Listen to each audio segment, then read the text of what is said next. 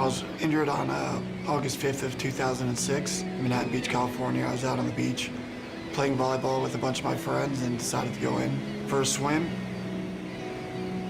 As I dove in, I went head first and basically just ran straight into a sandbar and direct impact with the top of my head. And I fractured my C5-6 vertebrae and just instantly paralyzed.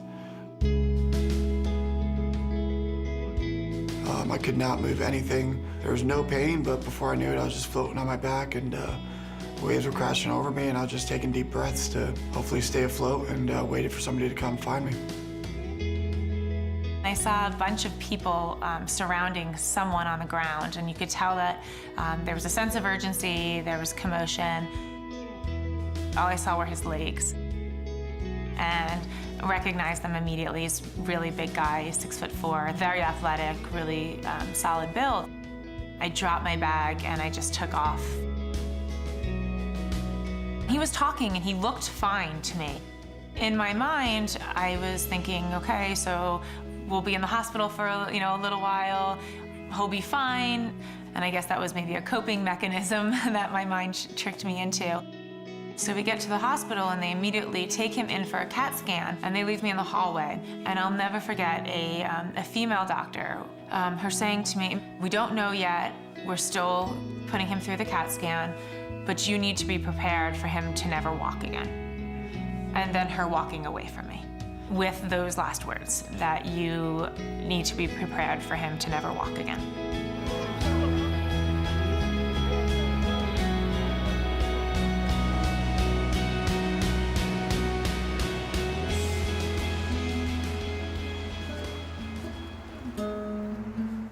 My name is Shanaz Malik, and I have 3 kids, and Hassam is the youngest one.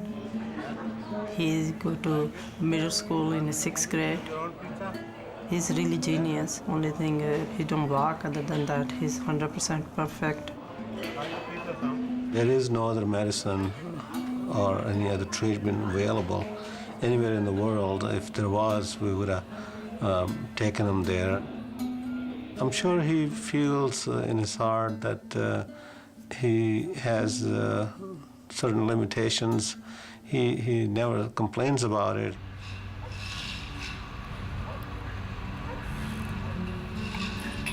I'm Hassam Malik. I'm 12 years old and I live in California. I live with my family, which is my brother, my sister, and my mom and my dad. I like to play video games a lot. What 12-year-old boy doesn't? And sports. Baseball and basketball are my favorite sports. My parents are from Pakistan. My dad's been here for, I think, over 25 years, and my mom less than that. I think my dad's more westernized than my mom, though. Last year, I injured my knee, right? And I had to get knee surgery. And when I had that, I kind of realized how difficult it is, and you have to ask people for things, You can't get up and just run and get it. This might be how he feels, but I'm only feeling it for a little while, You need to be thankful for what you have, and every day is pretty much blessed that you're able to do everything that you're able to do.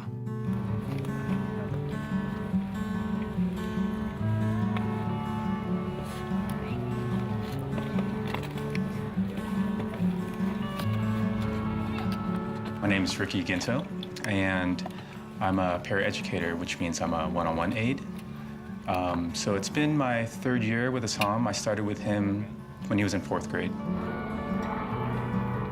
This campus has a lot of hills.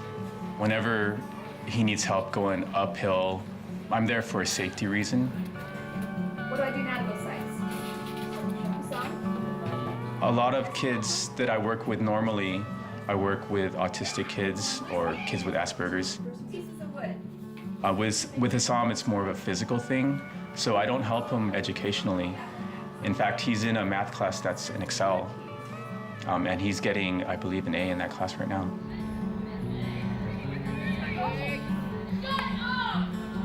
At times I do see Assam getting frustrated, some things that he can't do. I know last week they were doing the long jump where they run in stride and then jump into a pit of sand. And he didn't say anything to me. He doesn't express his feelings. But I could tell in the eyes that he's like, I wish I could do that.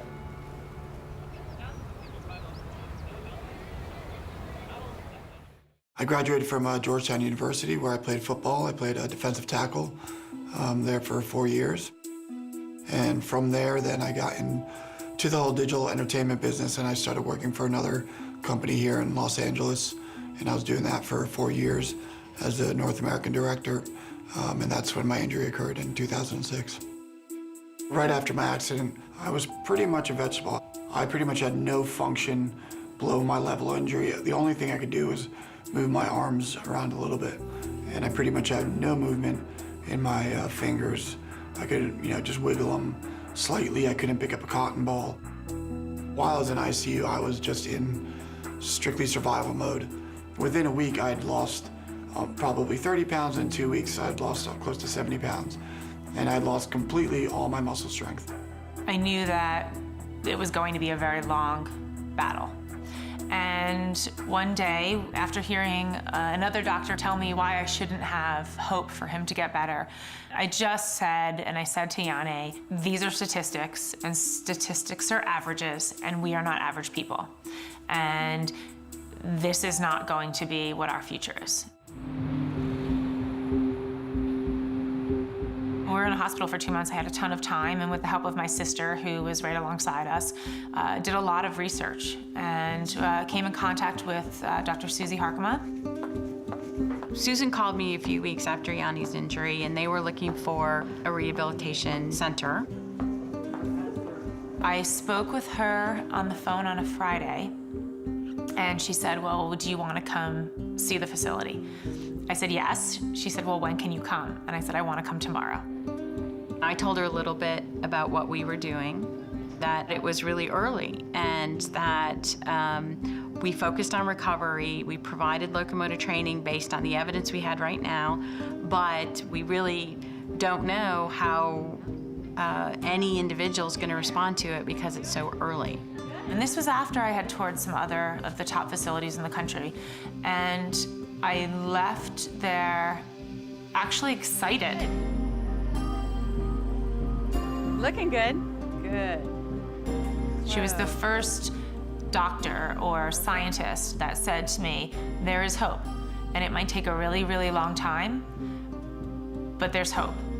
And I believed her because she's the one doing the work. She's the one at the forefront doing this research, implementing this research, translating it to humans, and I trusted her. There was just a bond there that I looked at this woman and I said, I trust her with my future. I trust her with Janne's future. Christopher Reeve was very intrigued by locomotor training. He was in California and asked if he could visit the laboratories of Dr. Reggie Edgerton and Dr. Susan Harkema. One of the things I learned from him very quickly was the urgency. You didn't have to talk to him very long because you got the message that you can casually come to the laboratory and do your experiments, but there are a lot of people that are out there waiting. I've worked with Dr. Edgerton for almost 15 years now, and I started out as a postdoctoral fellow in his lab and began there developing the human model of what's now known as locomotor training. The basis of locomotor training is in the discovery that the spinal cord itself has very sophisticated networks that can control locomotion. So in every species other than humans, it was discovered that there's a sophisticated set of networks in the spinal cord that without input from the brain, you can reteach that animal to walk. These animals can learn. The spinal cord can learn. If you train a cat or rat to stand, they will learn to stand, but they can't step. if you don't train them to step. If you train them to step, they learn to step. What our early research focused on was to try to find out if we did have these networks. And in many tedious experiments in humans, we started taking properties we knew existed in the animals and testing them in humans.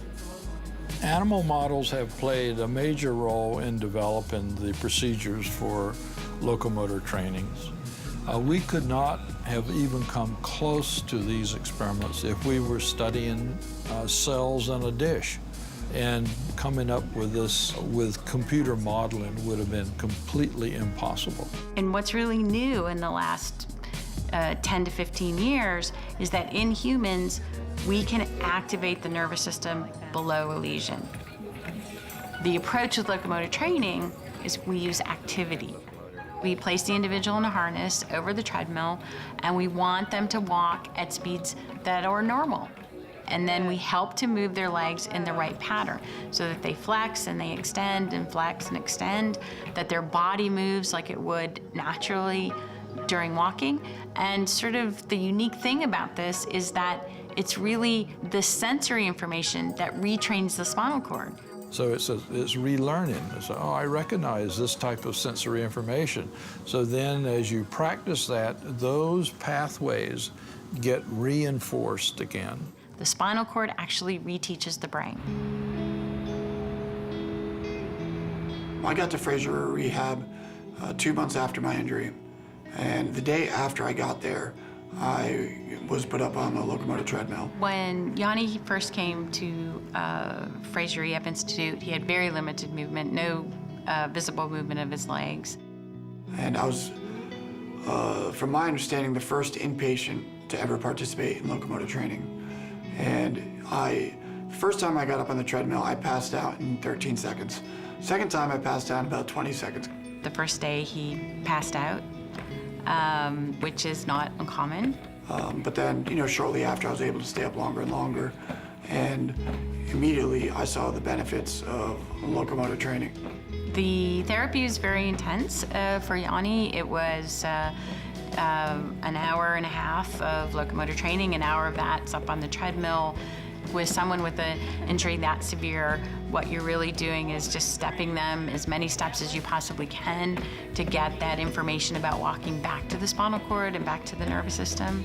Every day I woke up and just kept focused on getting better and working hard. It is very intense and very exhausting.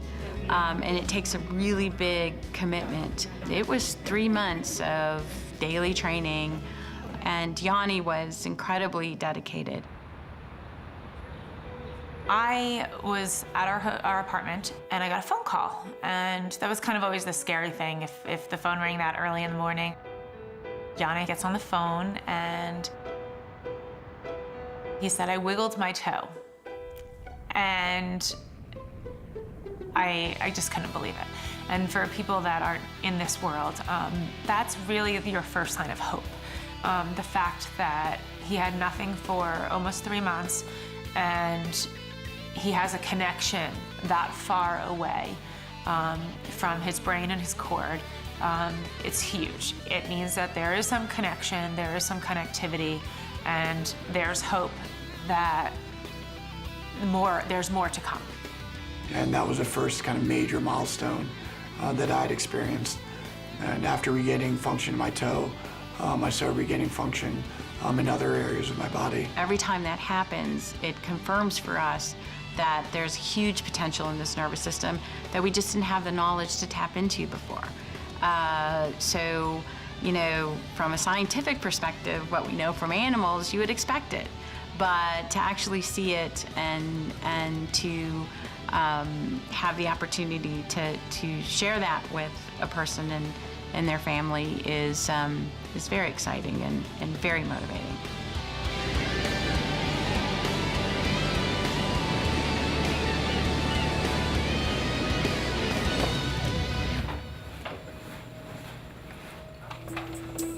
This notion that exercise was just for the able-bodied, what were we thinking? It really does make a difference. While I was at Frazier Rehab, the discussion started about when are we going to move back home and what I'm going to do when I'm back home. That's kind of where the whole NextStep concept began. There was really no need for him to continue to go into the hospital for his rehab every day.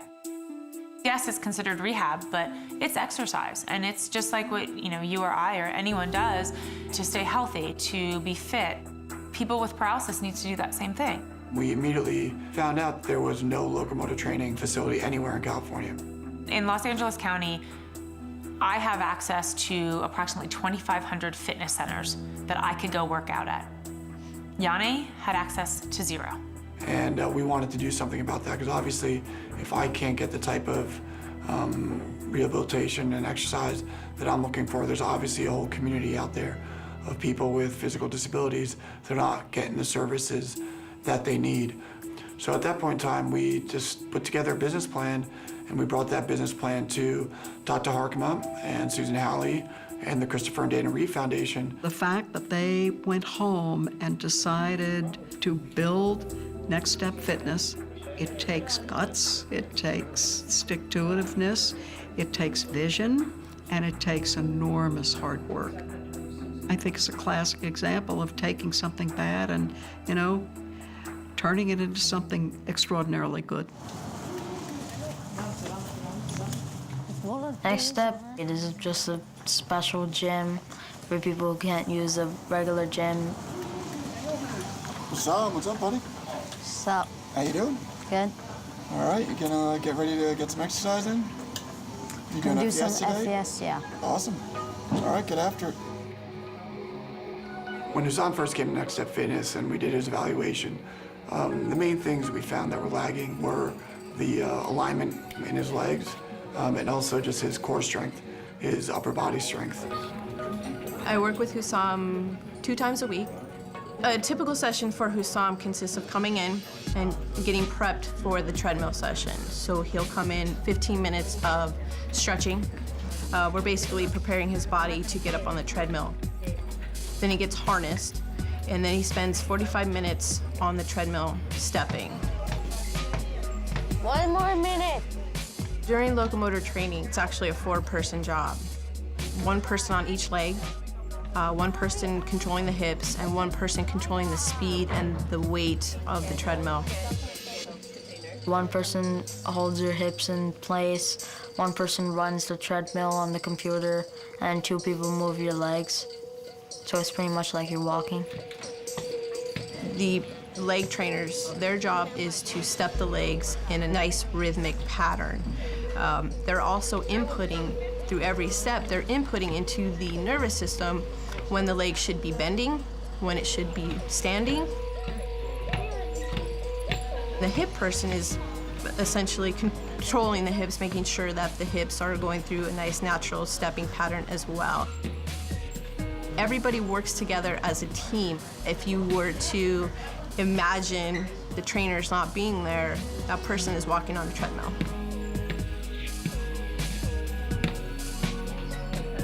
Hussam never learned to walk. He was born with spina bifida, and he's basically been in a wheelchair his whole life. So for us, it's literally retraining his nervous system the way it should have been trained the first time. He's gotten more tone and spasticity, and to us, that essentially means his nervous system is becoming more active, right? It's receptive to the input that we're giving it. What is that? So when Janne first got hurt, and we were just dating at the time, but we owned a home together and 2 dogs. So in my mind, I was committed. I remember, having some conversations with him where he had said to me, you don't have to do this, you don't need to be here. And I remember, going home at night and really thinking about that. I told him that I fell in love with him for his heart and his mind, not because he could walk or run really fast. And if you promise me that those things are going to stay the same, we're gonna be okay. And he said he would do his best, and he did. I mean, he was really amazing. He made it easy to to go through this journey with him.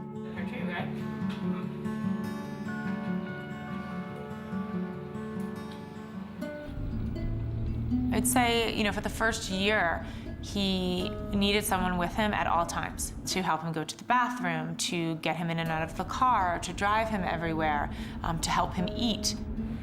Locomotor training has not only given him the physical strength to do many of those things on his own now, but it's given him the mental strength to have the confidence to do those things on his own. Today, I'm, light years away from, where I was. Appreciate it. Yeah, sure, man. I need help getting in and out of bed, but outside of that, I completely manage my life on my own. He has the strength to be able to transfer into the car seat and be able to drive.